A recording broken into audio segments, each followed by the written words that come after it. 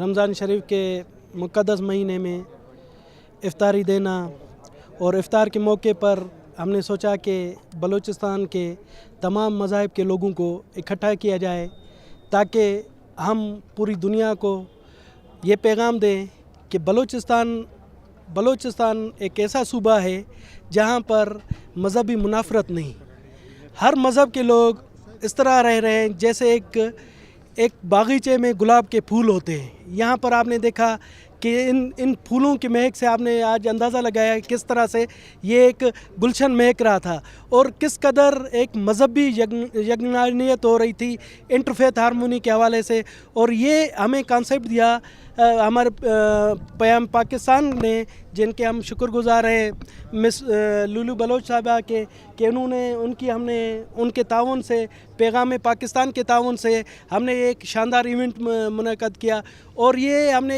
Event اس جگہ پر، جس جگہ پر آپ کھڑے ہیں میتھوڈسٹ میں منعقد کرنے کا مقصد یہ تھا کہ پاکستان کے دشمنوں کو ہم پیغام دیں کہ جو انہوں نے آج سے 1.5 سال قبل یہاں پر دھماکہ کیا تھا وہ سمجھے کہ ہم ڈریں، ہم نہیں ڈریں، ہم اب بھی ہم آزاد ہیں۔ اور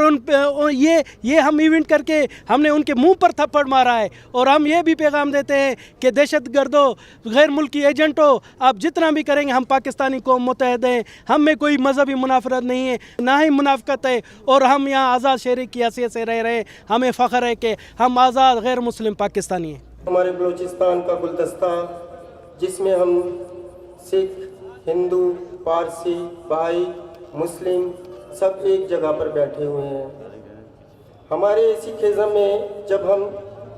اپنی پرے کرتے ہیں تو اس کا پہلا جو ورسز آیات ہے جو ہر سکھ روزانہ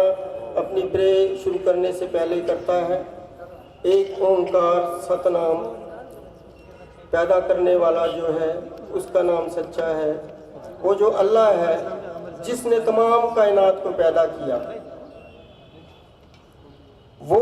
تمام کائنات کا مالک ہے، کیونکہ پیدا کرنے کی شکتی صرف اس پرماتما کو ہے۔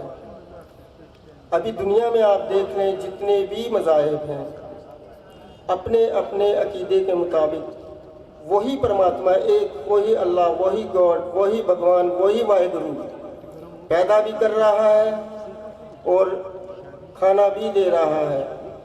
ہر انسان کو، ہر بشر کو۔ تو گرو گرنتھ صاحب مہاراج کی یہ آیات عیاں ہو جاتا ہے، اور گرو گوبند سنگھ صاحب مہاراج کے بول، جن پریم کیا تن ہی پرب پائے۔ پیار ایک ایسی شکتی ہے، میٹھے بول ایک ایسی شکتی ہے، آپ جس سے بولیں وہ اپنے مذہب کو بھول جاتا ہے اور انسانیت کو یاد کرتا ہے۔ تو آج میرا یہ پیغام ہے، ہمارے بلوچستان کا یہ پیغام ہے، پیغام امن۔ جب انسانیت سے ہم ایک دوسرے کو پیار کریں گے، دیکھیں گے، تو ہماری دنیا میں امن آئے گا ہی آئے گا۔ آج جو یہ تقریب کا اہتمام کیا گیا ہے، یقیناً یہ بھائی چارے کی طرف ایک بہت مضبوط قدم ہے، اور میں کرسچن کمیونٹی کی طرف سے سب کو بھائی چارے کا پیغام دیتا ہوں، اور خاص طور پر ایک میں کوریکشن کرنا چاہتا ہوں کہ جو عیسائی کا لفظ ہے یہ بائبل میں کہیں نہیں، جو ہم عیسائی نے، اور یہ سپریم کورٹ کا آرڈر ہے کہ عیسائی نہیں بلکہ مسیحی کا حل ہے۔ اور دوسری بات کہ پاکستان ملک کی بات جو ہے، یہ ملک ہم نے بنایا ہے، وی آر ایکول پارٹنرز اس کو بنانے میں، کیونکہ ہمارے 3 ووٹ تھے جو بیلنس کرنے کے لیے تھے، 3 ووٹ پاکستان کر پائے اور پاکستان بنا، اور پنجاب کا صوبہ جو اس میں شامل ہوا تھا وہ ایڈیشنل ووٹ تھا ایس پی سنگھا، اس کے ووٹ سے پنجاب کا صوبہ جو ہے وہ پاکستان میں آیا۔ قرآن مجید کی جو آیات کریمہ تلاوت کی گئی، اس میں اللہ کے خلیل سیدنا حضرت ابراہیم علیہ السلام نے جب خانہ کعبہ کی تعمیر کو مکمل کر دیا تھا تو جتنی دعائیں مانگی تھی ان میں سے سب سے پہلی دعا ابراہیم علیہ السلام کی یہ تھی کہ رب اجعل ھذا البلد آمنا،